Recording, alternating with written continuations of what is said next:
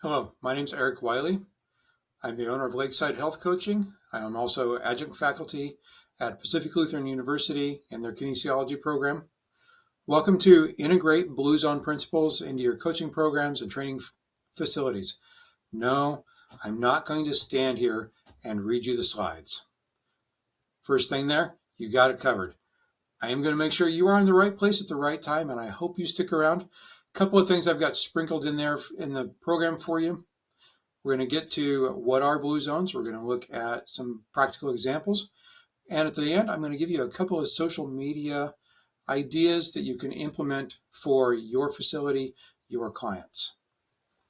So let's jump into what are blue zones. Blue zones are regions around the world that have the greatest concentration of 90 and 100-year-olds. We see this in Loma Linda, California, Costa Rica, Italy, Greece, and Japan. If we look at these locations on a map, you'll see that they do tend to be coastal cities. There are more homogeneous populations, and they are more equatorial. They're in the same regional band around the world. That doesn't mean if we live outside those areas, we won't have the same opportunities or the same resources to live to 90 or 100 plus. These are the highest concentrations. We're going to look at some commonalities in these regions and how you can apply them anywhere you're at. So what does this mean to the rest of the planet and me or you? We can't move. We can't uproot. We're not going to change our genetics. We can't change the environment of where we're at. We've got to be able to find some things. We can take some things away. In talking to some of my clients, we realize that no matter where they're at, whether young or old, things can be great for them. Something we talk about on occasion is life can be great at any age, and life can improve at any age. You're never too old to get better. You're never too young or too old to enjoy life. A lot of the things we are going to see in these blue zones are really about the enjoyment of life and the different things that we can find to enjoy doing or being a part of. As we go through this presentation, I want us to begin, and I want you to begin with the end in mind. Part of that is, what do you want to get out of this? The other part is, what am I going to get? What are my clients going to get? Begin with the end in mind. Where are we going to go? What can we take away from these things? I'm going to dig into the weeds here a little bit with some of the deeper research, but I think this really helps drive home the universalness of what we find. I am going to read it to you. And I'm going to emphasize different words. I want to make sure every bit of this gets caught.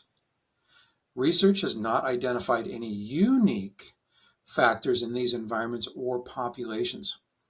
Though observational studies do have their limitations, we are talking about oldest of old. Sometimes records are incomplete. We don't always know exactly how old they are. But the difference between a 95-year-old and a 103, that's pretty close. I think we can work with the information we have.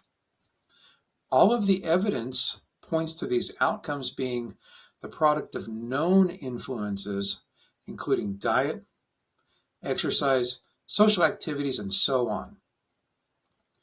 The big draw point to this is what may be unusual is the presence of all factors in abundance. Sometimes we have a good diet. Sometimes we're exercising, we're active. We might have good social activities. You can have good social activities and a really bad diet. Good family connections and never leave the house. What we see here is the presence of all of these factors in abundance. So if we look at this, let's take it with the idea of abundance of all the things we have together. You don't have to have a perfect diet. You don't have to have a perfect workout. You don't have to have a completely full social schedule. But if you're consistent in all of these areas, we find that the results are very powerful. Living not just a longer, but living well longer. I got a few more examples I want to give you here. If we want to start digging into some of these common traits, they're primarily plant-based diets, not entirely. Being more coastal regions, you do see more seafood, more chicken. You want some lean meats in there? Great, go right ahead. Primarily plant-based diets, but with meat. That kind of sounds like a Mediterranean diet, a flexitarian diet, any kind of omnivore diet. It's really nothing new and unique, probably nothing that you've not tried already. Most of their calories are eaten earlier in the day. They tend to get up a little bit later, but they do have longer, leisurely breakfast, leisurely lunch, maybe a lighter or later and lighter dinner. Part of the whole life thing, the life cycle, is their more mindful, slower eating pace at meals. If you've ever been to a McDonald's early in the morning, you've probably seen the old guys all sitting there. They're probably getting there every day for their same 99-cent cup of coffee, and they hang out all morning. Maybe somebody will buy an Egg McMuffin or something. But they're having a slower pace. There's a social aspect of their meals. They're enjoying it together. They're taking time, making time. They're retired. They can do this. To enjoy what they're doing. Physical activity fills the day. That doesn't mean they're at the gym all day long. You don't need to do a 2-hour workout or anything, but they're physically active. Get up, may not be super high intensity in the morning, getting moving, got to stretch things out, got to get things moving. Go to the Y, go to the gym, maybe do something, go back outside, maybe go for a walk. I have one client in the summer that he swims twice a day. He gets up early in the morning, goes out and swims, does his daily activities, and later on the day when it's warmer here, he goes and gets in the lake again. He's 83 years old. In the summer times, he's in the lake twice a day. Find an activity. Maybe you're going to the mall, walking around. After that physically active day, where they're enjoying their meals, they're having their more calories earlier in the day, enjoying a plant-based but not entirely, they have sufficient quality sleep. Doesn't mean they're sleeping 10, 12 hours. They're getting what they need, and it's quality sleep. And we find if you're already following all of these habits, sleep kind of comes along naturally. You've had a good day. Have a good night's sleep. With that in mind, they live each day with purpose. That might sound kind of strange, abstract idea here, but they see they have an internal value. They realize they are valued. They value themselves. And they see a social value as well, whether that's their community, family members, maybe a religious organization or community group. They're involved with one another. They see a purpose to their lives, retired or not, wherever they happen to be. They have value. They value themselves. Part of that coastal living includes that active outdoor lifestyle. I live here in Washington State. A lot of times it's not that great. It's cold outside. Put a jacket on.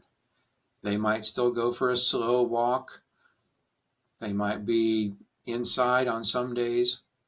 Nothing saying you can't just sit underneath a patio or a porch or something and just simply enjoy outside. You don't have to be super active, but we find it being outside is very, very powerful. Huge for our mental well-being. Moving on through this, they regularly connect with others in person. This has been a little bit more of a challenge. Post-pandemic, we got out of the habit of that, but it really ties in with a lot of the other commonalities, connecting with other people in person. If that's at your local McDonald's, if it's at the Elks Club or some other program, or they're at the YMCA, again, or a religious facility, any of those things, they're seeing one another in person, talking face to face. That's going to be a challenge for some of us as we age, because we've put so much into our iPads, our iPhones, our Twitter accounts. We're texting people instead of calling. You know, the phone still works as a phone, right? You don't have to text or leave a voicemail for somebody. It's horrific. It's scary. Pick up the phone, call somebody, and talk to them. You might find that you run out of things to say and you don't know what to do. Great, I'll talk to you later. But talk to somebody. Be in person. Be involved in those social circles. These really tie in together. You have your closer circles, your immediate family. If your clients are heavily involved in your space or your coaching, you are all part of that social circle. Your neighbors. I bet your older clients actually know their neighbors' names. They've probably wandered around asking and talking to each other, telling really old, silly stories. But they know their neighbors. They know their social circles.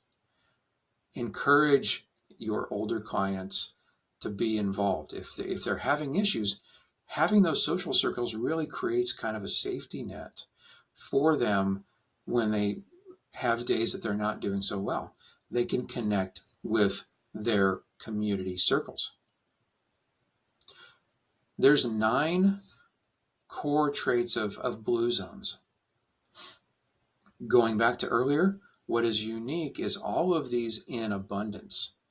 They do them all, not necessarily perfectly, but they do them fairly consistently. We see all of those things in these strongest blue zones. Pick one, work on it. Mick Jagger, Keith Richards. You want to know what old and really rocking it is?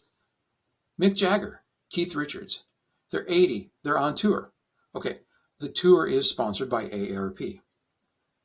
They know their audience. Mick is 80. His diet, and read these things here: fresh fruits and vegetables, whole grains, chicken and fish. Nothing magical. He may have had some additional supplements over the years, but he's doing really well now.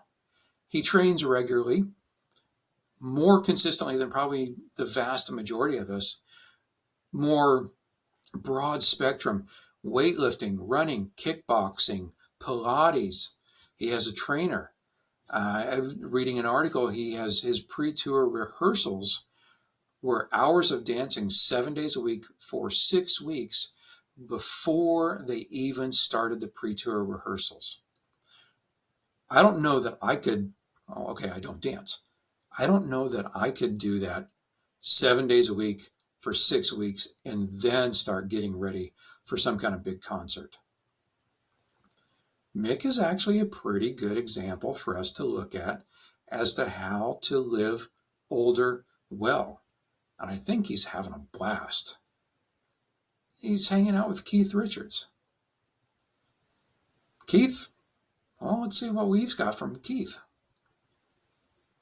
Here is your wisdom from Keith Richards. Yeah, he's 82. 80 as well. This is a deep comment. We age not by holding on to youth, but by letting ourselves grow and embracing whatever youthful parts remain. We're not the same at 80 as we were at 60, at 40, at 20, whatever. We're not going to be the same at 100. Keith, I don't know what he's going to be like at 100. He looks like he might already be 100. But he's got a really good idea here of what you've got left. Embrace those parts. Enjoy the process. Enjoy growing old. Embrace those youthful parts. Keith Richards, also 80. He's out on tour with the Rolling Stones. I understand it's a 2-hour show. I'd be wiped out after one. This is impressive. This is a lot of information as well. This is a puppy break. We're partway through the presentation now. I've given you a bunch of information already. Several slides in there. If you want to, pause here, go back, take a look at the initial notes, the commonalities. We're finding all of those areas in abundance. Come back to the puppy. You can find the puppies in the little red wagon. We're going to pick it up from here. We're going to look at a couple of clients. I'm going to get you a couple of social media ideas, and then you can be on your way. Go look at another video. What I would really challenge you to do at the end here, and I will remind you, is pick something from here, and as soon as we're done with the video, go enjoy a puppy if you want to, but do something that you picked up out of this video. But for now, big breath. Enjoy the puppies. I'm going to take a sip, and we're going to move on.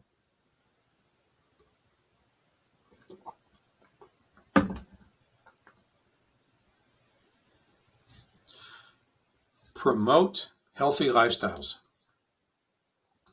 These are comments from two of my clients. Barb is late 70s. He's been working with me for a few months now. David has hit the 80s now. Barb, I'm as healthy as I've ever been. I can do anything. When she came to me a few months ago, before we started basic training, before we dialed in a little bit on maybe you shouldn't be eating all of those caramels every day. Let's get a little more protein. Let's get a little more green stuff in your daily diets. There was a lot of pain, mobility, confidence, strength were down. Huge change in a short period of time without doing a lot of significant changes. David's been with me a few more years. We have a good relationship. His healthy lifestyle and his fitness, it's very important, though I ignore it a lot. He says that, but I know he's up every day, stretching, working on his mobility so that he feels good all day long. And then he comes and sees me a few times a week. We work hard. He's probably one of my hardest working clients. And even at 80, he's doing things that some of my other clients and other younger people I've seen in gyms are not doing, are not willing to try. He's been very willing to try new things and push himself. So we'll listen to Barb and David here in just a moment. Oh, I thought you were going to ask a question first.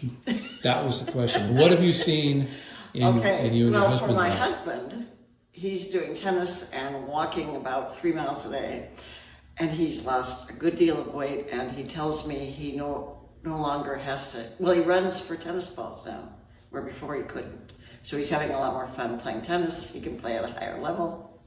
For me, I'm as strong as I think I've ever been. I can't think of anything I can't do physically these days, now, within reason. But I just feel great all the time. How important is daily physical exercise to you? It's very important, though I ignore it a lot. No, I try to be aware of just in moving around the house while I wait for my coffee to warm up, to do my bend overs or one leg squats, and that's 30 seconds to a minute. And when I'm sitting in my chair, to do the toe flexes and always try to get up out of the chair without holding onto the arms, and just so daily awareness of doing things, and trying twice a week to go work out with a trainer, which though often is unpleasant, I know what's good for me, so therefore I show up. Social connections is another big characteristic we've seen looking at blue zones. Both Barb and Dave, that should really say Dave, you can see how well I proofread everything. This is to see how well you're paying attention and how well I'm paying attention. Social interaction is very important, really, for anybody. And it's not just for the old. We need it. And again, this goes back to face-to-face conversations. Put down your electronic devices. Talk to people. You have to slow down. You pay more attention to one person at a time. They pay more attention to you. Put everything aside. You'll see how much better your social interactions and how some of your mental and emotional health may improve as well. Social groups are very important. They keep you thinking. That was actually from Dave. I messed that up. But you get the bonus. You get the raw Eric. Social groups are very important. They keep you thinking. And you'll notice from David's comments that it's not entirely about what am I thinking. He's also looking at what's going on, what are other people thinking, what's going on in my community, and how is that going to impact me? There's a connectedness, not just a transactional social relationship, but listening and learning from one another and informing yourself. That's a big characteristic in the blue zones. They're constantly still learning and still working to improve their thought processes. We're never done. We're never too old to learn. What can you learn by having a conversation with someone else? What can you learn about what they think, what's going on in your community, and how is that going to impact you? Very important. Social interaction is very important, really, for anybody. But as you age, you have a tendency to be involved with, you're not going to work every day. So you really have to make an effort. So for instance, I've joined a couple clubs. I'm doing some volunteer work. I have my kids. I'm lucky that I have my whole family. So we're having 30 people for dinner for my daughter's college graduation. And my husband is much more charming when he is getting regular social interaction. If he's home too much, not good. How important are your social groups to you? Social groups, very important. They keep you thinking. They make you think about what other people's thoughts are, and try to be open and aware to other people, both in what they want, what's good for the community, and therefore was good for me. Okay. We're moving along. We're making progress. What does all of this mean to the rest of the planet and you? In other words, what can I do where I am now? We're not moving. We already talked about that earlier. But if we recap a lot of the research, this is one time I am going to read to you again. Studies suggest that blue zones share common principles such as natural movement. That's our exercise, getting out and moving and being active. Wise eating habits, mostly plant, but not entirely. If you still want a good drink or something in there, great. Have that drink while you're having social time with someone else. Enjoy it. You'll find you slow down and maybe have a little wine or something, a nice long dinner, lots of laughter and family fun time, community fun time. What you're going to get through that is greater stress resilience because you can handle the little things that come along. And if you think today is the worst day of your life, these 80-year-olds have probably had a whole lot more worse days than you and I have. They're doing pretty well. They're handling their stress really well. They have strong social and family ties. Traditional lifestyles, they've aged, there's still family, there's still community. They're together for the long haul. All of this contribute to high life expectancy, low disease rates, better mental and cognitive health, and overall well-being. They do have a combination of genetic, environmental, and cultural factors. We can't ignore that part. They are more homogeneous communities, but that is not the key to blue zones. That is maybe a foundation, but the rest is their behavior and their lifestyle. Going back to the very beginning, what may be unusual is the presence of all factors in abundance. We're trying to build abundance. Doesn't have to be perfect. We're building a lot of the good stuff. Build a lot of it. What can you do now? And I promised you some actionable items at the beginning of the presentation. Here are 6 days worth of social media posts. These could be 6 emails to your clients. These could be 6 articles to write. However you want to apply it, here are your topics and your big ideas on how you might implement those and implement characteristics of blue zones into your coaching program or your training facilities. Going back to the beginning, plant-centric diet with adequate protein. Now that doesn't mean an absolute vegetarian diet at all. Have chicken, have seafood, throw some other lean meats in there. If you want a great juicy steak, enjoy it 100%. That's the big thing. Take your time, sit down, maybe even dress up, have a nice dinner, put the nice plates out. Enjoy it. Invite some friends over. You have your steak, they have theirs. Enjoy that plant-centric diet with adequate protein. Same thing. Eat slowly and mindfully, avoiding distractions. We're busy. We tend to wolf things down. We eat quickly. We're on to the next thing. We're eating while we're watching our phone and our iPad and maybe even the TV in front of you. Step away from those things. This is where all of this works together in social connectedness. Eat slowly and mindfully. Avoid distractions. Put the electronic devices away. Try putting your knife and your fork down between bites. That's going to feel weird. Remember where they go. Eat slowly and mindfully. Stay hydrated and eat until 80% full. We know from research that our older adults chronically tend to be dehydrated. Remind them to have something to drink. Coffee, juice, tea, vodka, gin are liquids, but let's try and find something outside of those groups. Give them some water. Encourage them to take a bottle of water when they're done training. Sit down, have something to drink with them. Enjoy. The whole process of eating slowly and mindfully helps us with the more intuitive or mindful eating.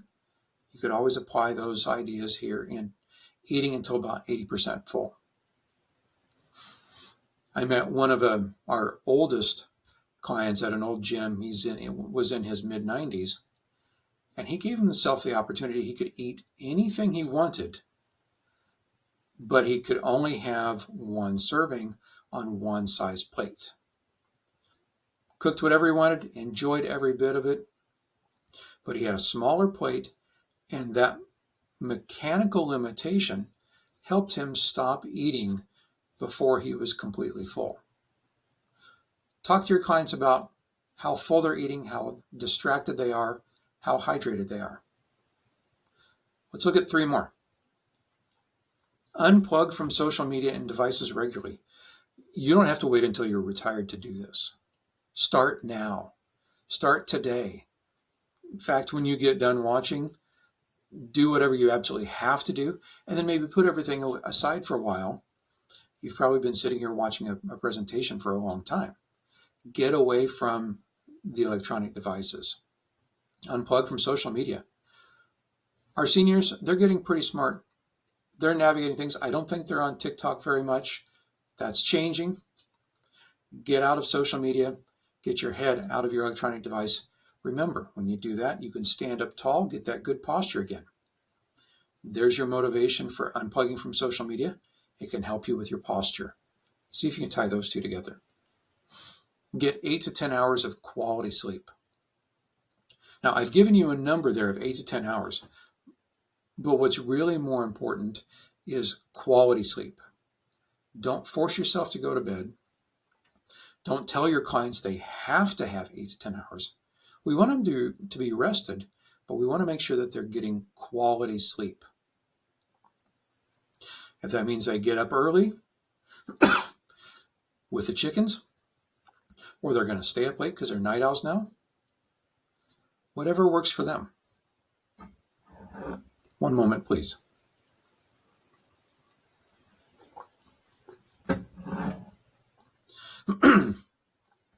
Live with purpose and engage socially face-to-face. Our clients, they probably still have purpose, and this is one of the things to remind people. When you retire, so many people have put their entire identities in their jobs.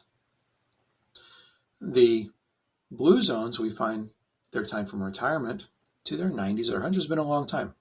They've had a lot of time to get away from that identity. Your identity and your purpose is not your job. It's a combination of everything. Live with purpose and engage socially face-to-face. Put the electronic devices down. Get your sleep. Enjoy people. Excuse me. So we're talking so far about 80-year-olds, 90-year-olds, 100-year-olds. We looked at Mick Jagger and Keith Richards. They're 80s.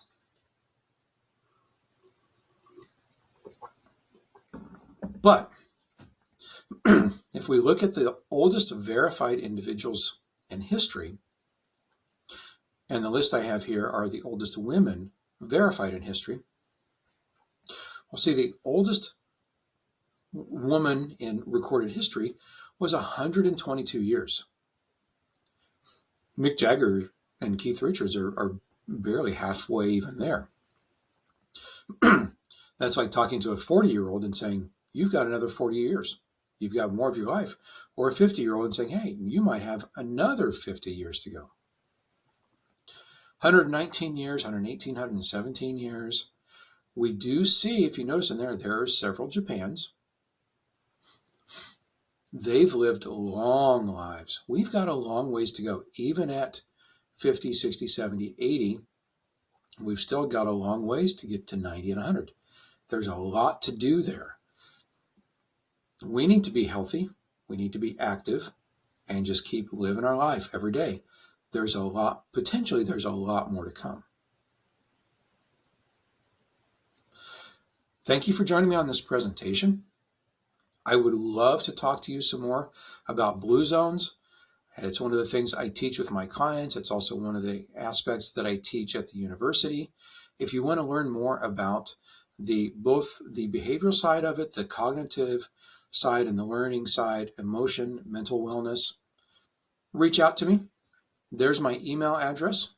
You can also find me on Instagram and Facebook. Same thing, Lakeside Health Coaching. It'd be great to talk to you. I hope you got something out of the video. Please, if you did get something out of it, don't wait. Stop the video, write it down, get the one thing that you're going to go do. And I challenge you to go do it now. So you've got it done. Don't put it aside. Go do it now. And I hope to see you around. Thanks for joining me.